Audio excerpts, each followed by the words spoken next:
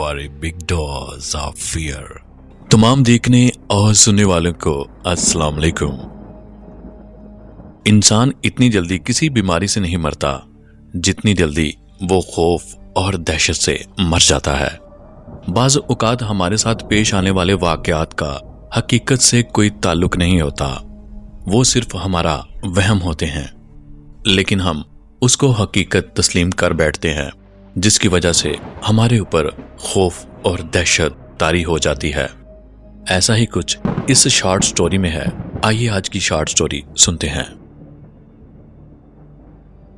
अमावस की रात थी, आसमान पर बादलों का राज था और कोई रात 1 बजे का वक्त होगा। एक पुर असरार साया गांव के सुनसान रास्ते पर बढ़ता चला जा रहा था। सर्द रात की तारीकी में उसे देखकर किसी भूत का गुमान होता था। उस वक्त कोई उसे देख लेता तो सच में खौफ से चीख उठता। साए के हाथ में एक हथौड़ा था और लकड़ी का एक डंडा। इरादे खतरनाक मालूम होते थे। वो धीरे धीरे बेखौफी से आगे बढ़ रहा था। कुछ आगे जाकर वो चारदीवारी के पास जाकर रुक गया।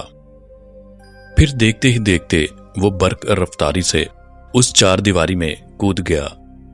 वो एक कब्रिस्तान था, गांव का इकलौता कब्रिस्तान, जहां दिन में भी लोग जाने से घबराते थे। लोग सिर्फ मुर्दा दफन करते वक्त वहां जाया करते थे। मगर उस जीदार शख्स को शायद अपने आप पर बड़ा इत्मीनान था, इसलिए वो शख्स बड़ी बेखौफी से कब्रिस्तान में उतर गया था। और वो भी रात के उस पहर जब पूरा गांव गर्म रजाइयों में दबका पड़ा था। कुछ आगे जाकर वो एक कब्र के पास जाकर रुक गया। फिर उसने वो लकड़ी जिसका एक सिरा नुकीला था उसे कब्र के तवीज पर रखा और हथौड़े की मदद से उसे कील की तरह ठोकने लगा। वो लकड़ी किसी खोंटे के जैसी थी। हल्की हल्की हवा चल रही थी। धोती कुर्ते में मलबूस उस आदमी ने बड़ी जल्दी लकड़ी का टुकड़ा कब्र में गाड़ लिया। अपने काम से फारग होकर वो मुड़ा ही था कि किसी ने जोर से उसे अपनी जानब खींचा। उसकी धोती किसी ने पकड़कर खींची थी। एक जोरदार चीख सन्नाटे का सीना चीरती चली गई।